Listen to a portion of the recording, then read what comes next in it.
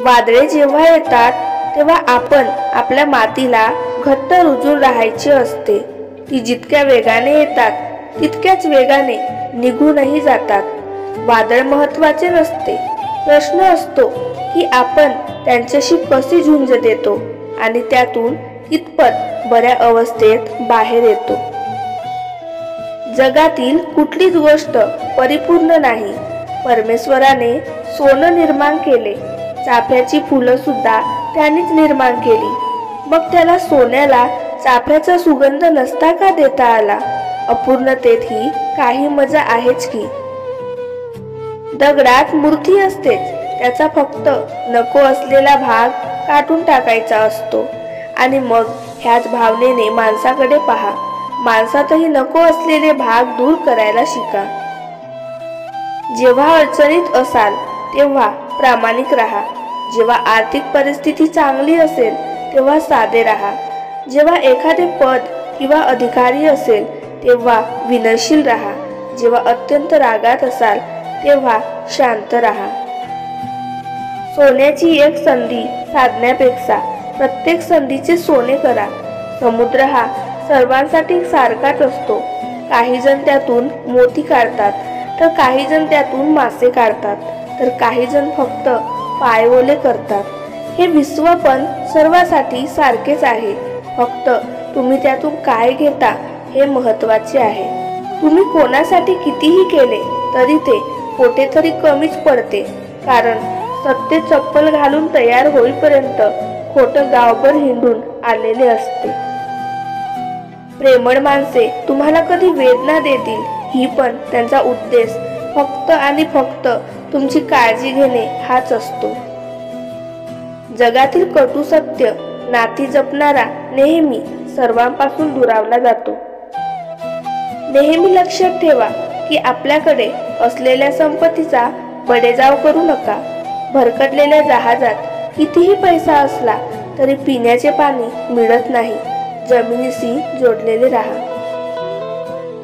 जगात हजारो नाती तयार करा, पण त्या हजारो नात्यांमध्ये एक नाते असे तयार करा की जेव्हा हजारो विरोधात जातील तेव्हा ते एक नाते तुमच्या सोबत असेल, ते म्हणजे बायको। बायको या शब्दाला फोडले तर बा म्हणजे तुमच्या बाजूने भक्कमपणे उभी राहणारी, य म्हणजे येईल त्या परिस्थितीला तोंड देणारी, आणि को म्हणजे कोणासाठी नाही तर फक्त आणि फक्त नवऱ्यासाठी जगणारी, सुखदुःखात साथ देणारी, म्हणून तिला बायको असे म्हटले जाते। बायको म्हणजे एक संसारासाठी सतत तेवणारी ज्योत असते। नेहमी अशा व्यक्तींबरोबर राहत जा जी तुमच्यामधून बेस्ट गोष्टी बाहेर काढेल, स्ट्रेस नाही। तुम्ही जे काही ऐकता त्याच्यावर लगेच विश्वास ठेवू नका, कारण खोटे सत्यापेक्षा जास्त वेगाने पसरते। नाते टिकवण्यासाठी कधीही भीक मागू नका। ज्याला तुमच्या सोबत राहायचे आहे त्याचा आत्मविश्वासाने स्वीकार करा। जे तुमच्या सोबत असण्याचे ढोंग करतात त्यांना बाजूला सारा।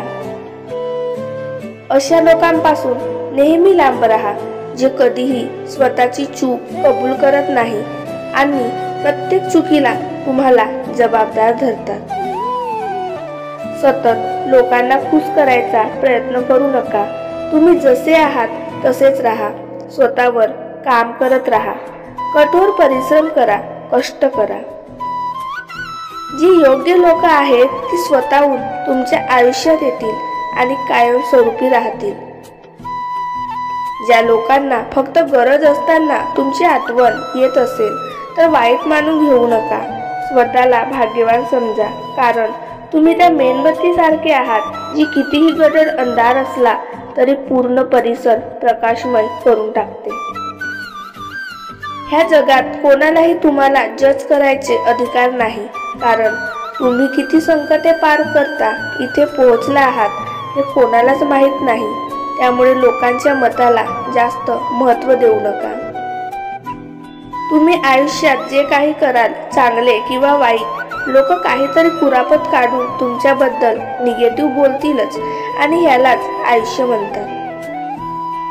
तुम्ही एखाद्यासाठी 99 चांगल्या गोष्टी करा आणि त्यांना फक्त एक गोष्ट आठवेल जी तुम्ही त्यांच्यासाठी केली नाही.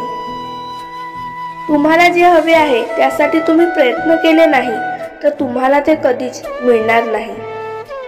तुम्ही जर विचारलेच नाही तर उत्तर नेहमी नाही असणार. जर तुम्ही पुढचे पाऊल टाकले नाही तर तुम्ही नेहमी त्याच ठिकाणी राहाल. ज्या व्यक्तीवर तुम्ही विश्वास ठेवू शकत नाही त्या व्यक्तीवर कधीही प्रेम करू नका. ज्या गोष्टी तुमच्याकडे नाही त्याचा द्वेष करू नका. जी गोष्ट तुम्ही करू शकत नाही ती बोलू नका. तुम्हाला माहीत नसलेल्या गोष्टींबद्दल मत मांडू नका. कधीही कोणाला जास्त प्रेम, आपुलकी किंवा मला तुझी काळजी आहे हे दाखवू नका, कारण माणसाला कोणतीही गोष्ट फुकट मिळाली की त्याची त्याला किंमत राहत नाही. लोकांना माफ करायला शिका याचा अर्थ असा नाही की समोरचा माफीसाठी पात्र आहे. याचा अर्थ तुमच्यासाठी मन शांती महत्त्वाची आहे. तुमचे हृदय म्हणजे टेन्शन आणि दुःख ठेवण्याची टोपली नाही, ते तर आनंद आणि गोड आठवणींचे गुलाब ठेवण्यासाठी सोन्याची पेटी आहे. ओझे आणि मन अशा ठिकाणी हलके करावे ज्या ठिकाणी ते सुरक्षित राहील. संधीची वाट बघण्यात वेळ वाया घालवू नका. ती निर्माण करण्याची धमक तुमच्यात आहे हे स्वतःला सांगा. ज्याच्याजवळ निस्वार्थ असे माणुसकीचे धन असते त्याला प्रसिद्ध होण्यासाठी कुठल्याही पद, प्रतिष्ठा अथवा पैशाची गरज भासत नाही. संपर्कातल्या व्यक्तींना पारखताना स्वतःच्याच नजरेने पारखावे.